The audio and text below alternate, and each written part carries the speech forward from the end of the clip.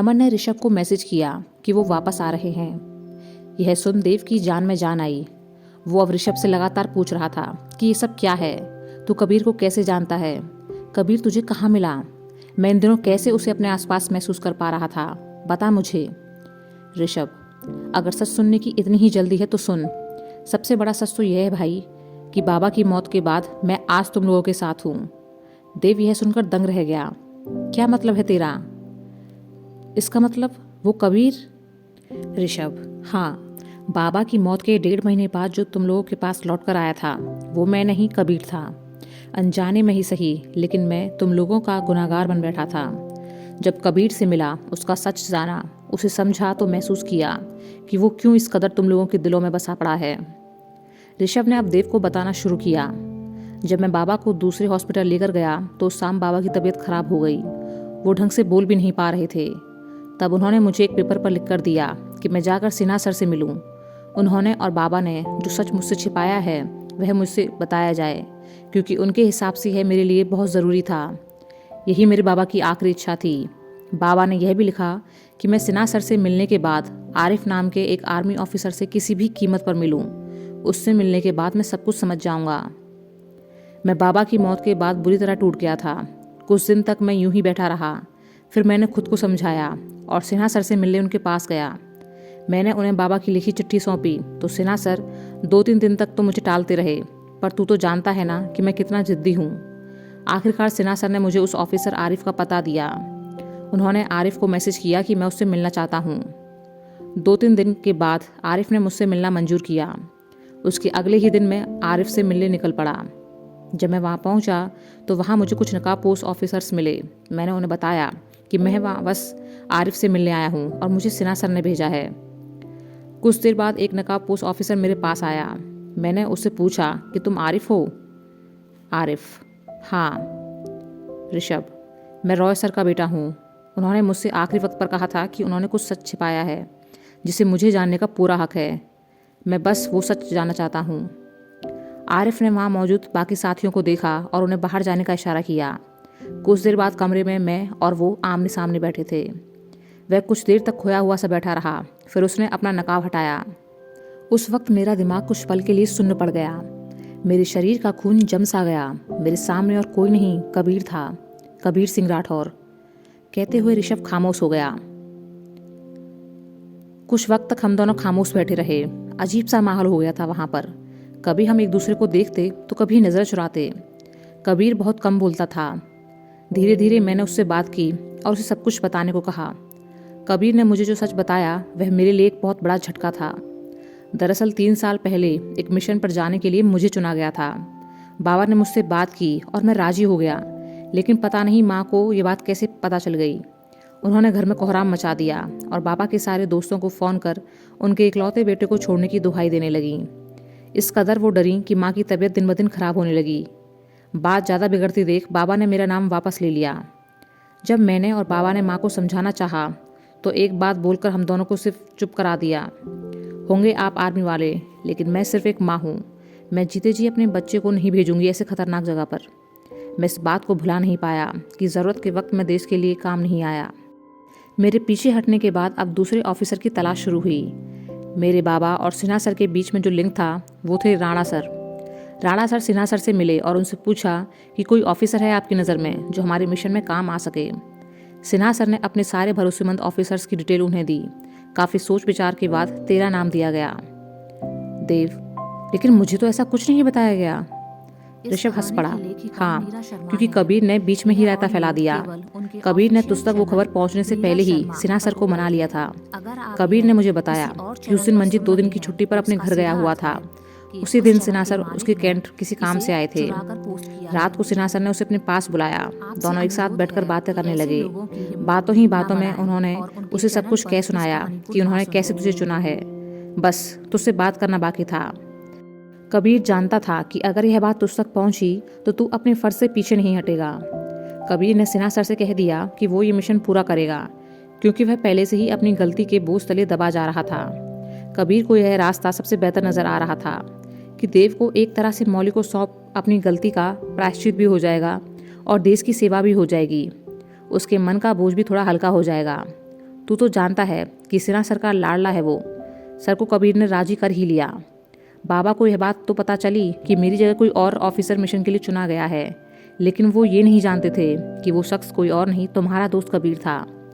Sinha sir को Rana sir ने बस इतना ही बताया था कि पहले ब्रिगेडियर जयदीप रॉय के बेटे ऋषभ रॉय को चुना गया था, लेकिन किसी वजह से पीछे हटना पड़ा। उस रोज़ सिन्हा सर जब कैंट आए थे तब उन्हें लगा कि मैं कबीर हूँ और उन्हें धोखा दे रहा हूँ, इसलिए थोड़े गुस्से में थे। उन्होंने मेरा हर वो मुमकिन टेस्ट करवाया जिससे साबित हो सकता था कि मैं कबीर हूँ, लेकिन मैं हर टेस्ट में पास रहा। उसी शाम सिन्हा सर बाबा के पास उनके कमरे में गए और सब सच बता दिया कि मेरे पीछे हटने की वजह से जो ऑफिसर गया था वो कोई और नहीं बल्कि तुम दोनों का दोस्त कबीर था। उन्होंने बाबा को तुम्हारी दोस्ती के किस्से भी सुनाए और यह भी बताया कि कैसे कबीर और तुम सब बदल गए और हमेशा हंसने वाला मंजीत चुप हो गया। यूँ तो यह सब हमारी ड्यूटी का हिस्सा है, पर बाबा को अच्छा नहीं लगता था कि इस वजह से इतने लोगों की ज़िंदगी पर असर पड़ा। बाबा बस इतना चाहते थे कि मैं इस सच को जानूं। अगर मैं तुम लोगों से नहीं मिला होता तो कैसे ना कैसे खुद को समझा लेता, लेकिन सच तो यही है कि तुम लोगों के साथ रहा, तुम्हारे प्यार को देखा, माँ, तारा, मौली सभी को समझा। कबीर तुम्हारे साथ ना होकर भी हमेशा तुम्हारे साथ रहता था। ऋषभ रुंधे गले से बोला, सब सच जानने के बाद मुझे महसूस हुआ कि अगर मैं गया होता तो मेरे माँ बाबा पर फर्क पड़ता, लेकिन कबीर के जाने से जितने रिश्ते बिखर गए उतने तो नहीं बिखरते। कबीर तुम लोगों की यादों से कभी निकल ही नहीं पाया। तुम सब उसी जगह रुक से गए। सब कुछ मेरी वजह से हुआ था। अगर मैं जाता तो तुम सभी खुशी खुशी जी रहे होते। देव उसके एक एक शब्द को ध्यान से सुन रहा था।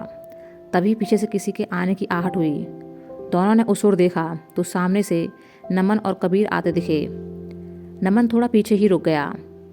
कबीर उन दोनों के सामने खड़ा हो गया। जो बात करनी है जल्दी करो, 1 घंटा है तुम लोगों के पास। उसके बाद मैं अपने रास्ते और तुम लोग सीधे वेन्यू में, क्योंकि देव की शादी का मुहूर्त शुरू हो जाएगा। देव ने देखा कि कबीर उस ओर नहीं देख रहा था।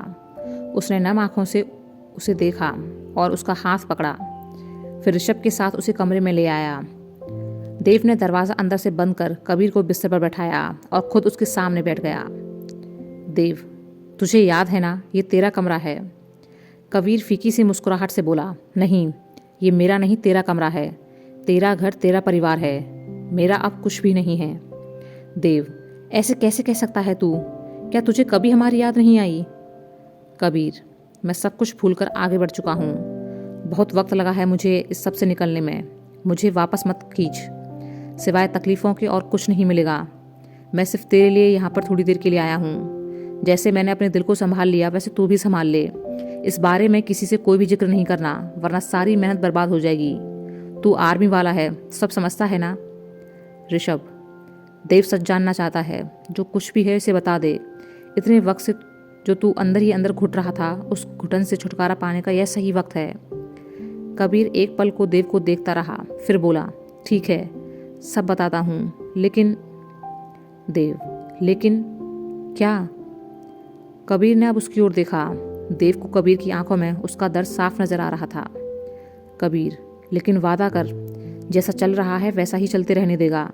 तुम लोग ऐसे ही खुशी खुशी रहोगे। तू मौली के साथ और ऋषभ तारा के साथ रहोगे ना? देव, मैं पूरी कोशिश करूँगा, लेकिन क्या तू खुश रहेगा? कबीर, तुम खुश रहोगे तो मैं भी रहूँगा। देव, तू मुझे सच बता। कबीर धीमी सी आवाज़ में बोला, तू तो जानता ही है कि मैं कितनी बड़ी गलती कर बैठा था। मैंने कई बार सोचा कि अपना गुनाह कबूल कर लूं, पर डरता था कि कहीं तू गलत ना समझ बैठे। मैंने तय किया कि तेरी मौली की शादी के बाद मैं तुझे सब कुछ सच बता दूंगा, फिर तू मुझे जो चाहे सजा दे। मैं खुद को दोबारा आगे बढ़ाने की कोशिश में लगा हुआ था। बस सोचता रहता था कि कैसे सब कुछ ठीक करूं, जिससे मैं इस बोझ से खुद को मुक्ति दिला दूं।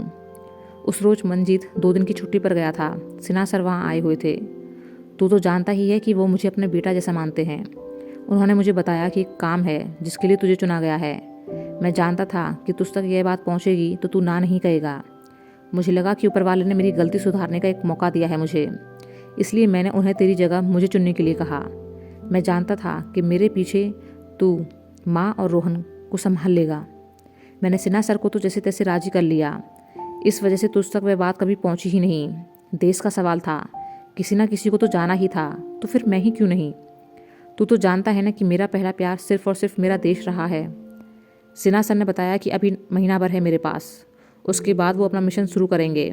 मैं खुश था और बस इसी उम्मीद में था कि तब तक मैं सब कुछ ठीक कर दूंगा। मैं तारा के लिए एक अच्छा सा लड़का देख उसकी शादी करा दूंगा। शिखा की शादी तो हो ही रही थी, जल्दी ही देव मौली की भी शादी करा लूँगा। मुझे ज़िंदगी के 4 साल इस मिशन को देने थे। इसके बाद मेरे ऊपर था कि मुझे आगे काम करना है या वापस अपनी ड्यूटी ज्वाइन करनी है। सब कुछ सही चल रहा था। कुछ ही दिनों में शिखा की शादी थी, लेकिन सब गड़बड़ हो गया उस हमले से। हम लोग उस जगह पहुंचे और कार्यवाही के दौरान मुझे 2 गोलियां लगीं। मंजीत बिल्कुल पागल सा हो गया था। वो मेरे सामने बस रोए जा रहा था। कुछ देर बाद वह मदद के लिए बिल्डिंग से बाहर निकला। तू तो जानता है ना हमारा मंजीत कितना भोला है। उस वक्त मेरी सांसें उखड़ रही थी। मुझे लग रहा था कि मैं बचूंगा नहीं। कबीर की अब आंखों में आंसू थे। वह रोते हुए बोला, मैं मौत से नहीं डरता, लेकिन उस वक्त जो बात मुझे सबसे ज़्यादा खाई जा रही थी वो थी मेरी अधूरी जिम्मेदारियों का बोझ। मैं कुछ भी ठीक नहीं कर पाया। शिखा की शादी, माँ, रोहन, तू, तारा, मौली, मंजीत, सब कुछ अधूरा रह गया। मुझे बीच में ही छोड़कर जाना पड़ रहा था। कुछ देर बाद मैं बेहोश हो गया। मेरी आंखें बंद हो गईं। उसके बाद क्या हुआ, कैसे हुआ, मुझे कुछ नहीं पता। जब 4 दिन बाद मुझे होश आया तो मेरे पास सिन्हा सर बैठे थे। मैंने उन्हें पूछा कि देव और मंजीत कहाँ हैं, वो लोग क्यों नहीं आए मुझसे मिलने। तब सिन्हा सर ने मुझे बताया कि ब्लास्ट से पहले मुझे उनका एक ऑफिसर वहाँ से निकालने में सफल रहा था। मेरी हालत बहुत नाजुक थी। कोई नहीं जानता था कि मैं बचूंगा भी या नहीं। उन्होंने मुझे सबकी नज़रों से बचाकर हॉस्पिटल में एडमिट करा दिया। मंजीत को कुछ नहीं पता चला क्योंकि उस वक्त वह बेहोश हो चुका था। सिन्हा सर, तुम्हारी हालत काफ़ी नाजुक थी। हम लोग सोच रहे थे कि हमें कैसे भी तुम्हें बचाना तो है, लेकिन तुम्हारे जिंदा होने की खबर पर हम चुप थे, क्योंकि 1 महीने बाद तुम्हारी मौत का नाटक तो करना ही था। हम हर परिस्थिति के लिए तैयार थे। हमारे पास 2 रास्ते थे कि अगर तुम बचते हो तो तुम्हें मिशन के लिए तैयार होने के लिए भेज दिया जाएगा। दूसरी ओर हमारे दिमाग में ना चाहते हुए भी यह था कि अगर तुम नहीं बचे तो शाम तक तुम्हें मंजीत को सौंप दिया जाएगा। हम लोगों ने शाम तक मंजीत को इधर उधर भेजी रखा। वो बहुत बुरी तरह से टूट गया था। सच कहें तो हम लोगों को भी नहीं लग रहा था कि तुम बच जाओगे। खून ज़्यादा बह चुका था। डॉक्टर तुम्हें बचाने की पूरी कोशिश कर रहे थे। शाम तक हालात साफ नहीं हुए। हम और इंतज़ार नहीं कर सकते थे। तुम तो जानते ही हो कि हम ऐसे केस में क्या करते हैं। हम घर वालों को कुछ भी बहाना बना देते हैं, लेकिन सबसे बड़ी बात यह थी कि मंजीत उस वक्त तुम्हारे साथ था, तो तुम्हारे शहीद होने की खबर पक्का करने के लिए तुम्हारी बॉडी उसे देनी तो पड़ेगी ही। हमने मंजीत की हालत के बारे में डॉक्टर से बात की तो उन्होंने बताया कि वह इस वक्त मेंटली और इमोशनल तौर पर टूट चुका है। कुछ भी सोचने समझने की हालत में नहीं है। हमने उसकी इस हालत को देख तुमसे मिलती जुलती कदकाठी की एक जली हुई बॉडी उसके सामने रख दी। हमने मंजीत को बार बार कहलवाया कि कबीर का अंतिम संस्कार जल्दी करा देना, वरना इसका शरीर खराब होता चला जाएगा। हम लोगों को डर था कि कहीं कोई तुम्हें पहचान ना ले कि वह बॉडी तुम्हारी नहीं है। मंजीत से हमने जो कहा वह सब मानता चला गया। 2 दिन तक जिंदगी और मौत से लड़ने के बाद तुम परसों खतरे से बाहर निकले। अब तुम्हें होश आया है। कबीर गुमसुम सा सारी बातें सुन रहा था। सिन्हा सर, वहाँ घर पर सभी लोगों की नज़रों में तुम्हारा अंतिम संस्कार हो चुका है। कबीर की आंखों में अब आंसू थे। सिन्हा सर कुछ देर चुप रहे, फिर बोले, तुम चाहो तो एक और रास्ता भी है। तुम्हारे घर वालों को बता देंगे कि तुम बच गए। तुम्हारी झूठी पोस्टिंग बताकर 4 साल तक घर से दूर रहकर अपना काम पूरा कर लेना, या तुम चाहो तो देव या मंजीत में से किसी एक को अभी जानकारी दे दो। कबीर, नहीं, इन 4 सालों में मुझे कुछ भी हुआ तो सभी को इस दर्द से दोबारा गुजरना पड़ेगा। मेरे घर वाले मेरे जाने का शोक मना चुके हैं। मैं उन्हें दोबारा उसी दौर से नहीं गुजरने दे सकता। मैं बार बार उन्हें जख्म नहीं देना चाहता। मैं पहले अपना मिशन पूरा करूंगा, उसके बाद देखूंगा कि करना क्या है। रही बात देव और मंजीत को बताने की, तो मुझे छोड़ने को देव किसी भी कीमत पर राजी नहीं होगा और मंजीत हर वक्त इस सच के बोझ तले दबा रहेगा। सिन्हा सर यह सुनकर भावुक हो गए। उन्होंने खुद को संभाला और खड़े हुए। ठीक है, जैसी तुम्हारी मर्जी। कबीर ने अब देव की तरफ देखा। मैं डर गया था कि अगर मैंने तुझे या किसी को भी इस बारे में जरा सी भी भनक लगने दी तो तुझे ये बात पता पड़ने में ज़्यादा वक्त नहीं लगेगा कि मैंने तेरी जगह ली थी। मैं अपना मन बना चुका था कि इस वक्त मेरा चुप रहना ही बेहतर है। मुझे लगा था कि इन 4 सालों में तुम आगे बढ़ जाओगे, लेकिन ऐसा कुछ नहीं हुआ। ना तू बड़ा आगे, ना मौली बड़ी, और ना ही तारा। वह पगली तो मेरे घर में ही पहुंच गई। मैं 2 हफ्ते हॉस्पिटल में रहा। उसके बाद अपने मिशन के लिए निकल गया। वहाँ मैं अपनी ट्रेनिंग और काम में जुट गया, एक नई पहचान आरिफ के साथ। मैंने बहुत कोशिश की तुम लोगों को भूल जाऊं, आगे बढ़ूं, इसलिए खुद को हर वक्त बिजी रखता था, लेकिन सब बेकार। तुम सब लोगों की याद मुझे अंदर ही अंदर तोड़ने की कोशिश करती थी, लेकिन मैं किसी से कह नहीं सकता था। बहुत अकेला पड़ गया था मैं। तुम लोगों के पास एक दूसरे का साथ तो था, लेकिन मेरा नाम तक ही मेरे साथ नहीं था। बहुत बहुत मुश्किल दौर से गुजरा हूँ मैं। उस वक्त मैंने खुद को बड़ी मुश्किल से समझाया कि अब अकेलापन ही मेरा दोस्त है। सिन्हा सर ने मेरी हालत समझी और मेरी काउंसलिंग करवाई इस सब से बाहर निकलने के लिए। वह मुझे हिम्मत बंधाते और बाकी ऑफिसर्स के किस्से सुनाते। धीरे धीरे मैं समझने लगा था कि मेरी कुर्बानी तो बाकी लोगों के सामने कुछ भी नहीं है। मैंने ठान लिया था कि मुझे मेरे देश के लिए चाहे कुछ भी क्यों ना करना पड़े, मैं करूँगा।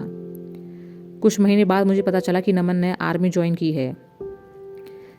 सिन्हा सर की मदद से उससे कांटेक्ट हुआ। मैं तुम लोगों के पास नहीं था, पर साथ हमेशा था। नमन जब भी घर आता तो सारी खबरें इकट्ठा कर मुझ तक पहुँचा देता। तेरी याद में ही मैंने अपने एक साथी से गाना भी सीखा। वो थोड़ा बहुत ही सिखा पाया था कि एक दिन मिशन में शहीद हो गया। सिन्हा सर तुम दोनों पर नज़र बनाए हुए थे, लेकिन ऋषभ के बारे में उन्हें पता नहीं था। उन्होंने तुम लोगों से झूठ कहा था कि वह नहीं जानते थे कि तुम यहाँ हो। एक दिन सिन्हा सर ने आकर मुझे ऋषभ के बारे में सब बताया, और यह भी कि वो ऋषभ ही था जिसे सबसे पहले चुना गया था। मैं पिछले 3 सालों से जिस अधूरी जिम्मेदारियों के बोझ तले दबा जा रहा था, मुझे अब हल्का सा महसूस होने लगा, क्योंकि सर ने बताया कि ऋषभ कितना अच्छा है। मुझे भरोसा था कि ऋषभ तुम लोगों को मेरी यादों से निकालने में कामयाब हो जाएगा। तकरीबन 1.5 महीने पहले सिन्हा सर ने मुझे मैसेज किया कि ऋषभ मुझसे मिलना चाहता है। पहले तो मैंने मना कर दिया, फिर सोचा कि भगवान ने मुझे एक और मौका दिया है शायद वो सब ठीक करने का जो मेरी वजह से बिगड़ा था। मैंने हाँ कह दी। कुछ दिन बाद ऋषभ वहाँ पहुँचा। जब मैं पहली बार इससे मिला तो ऐसा लगा कि आईने के सामने बैठा हूँ। ऋषभ उस वक्त अपने बाबा की मौत के सदमे से उबरने की कोशिश कर रहा था। कहते हुए कबीर खामोश हो गया। देव और ऋषभ की आंखों में आंसू रुकने का नाम ही नहीं ले रहे थे। कबीर ने ऋषभ की ओर देखा। ये ऋषभ ही था जिसने तेरी और मौली की शादी फिक्स कराकर ही मेरा आधा काम कर दिया। ऋषभ इस गिल्ट में था कि अगर उसने हाँ कही होती तो शायद हम सबकी ज़िंदगी ऐसी नहीं होती। यह बस कैसे भी करके सब कुछ ठीक करना चाहता था। यह मेरे साथ रहा। हम दोनों ने एक दूसरे को समझा और अपनी तकलीफ़ों को बांटा। मुझे एक लंबे समय के बाद कोई मिला जिससे मैंने अपना सारा गम बांट लिया। ऋषभ चाहता था कि मैं कुछ वक्त तुम लोगों के साथ रहूं, उसकी जगह लेकर। मैंने इसे बहुत मना किया, क्योंकि बहुत मुश्किल से खुद को संभाला था। दोबारा पीछे नहीं मुड़ना चाहता था मैं। पर तू तो जानता है ना इस ऋषभ को। इसने पहले ही सिन्हा सर को इस सब के लिए मना लिया था। ऋषभ अब आंसू पोंछते हुए बोला, अब आगे मैं बताऊंगा।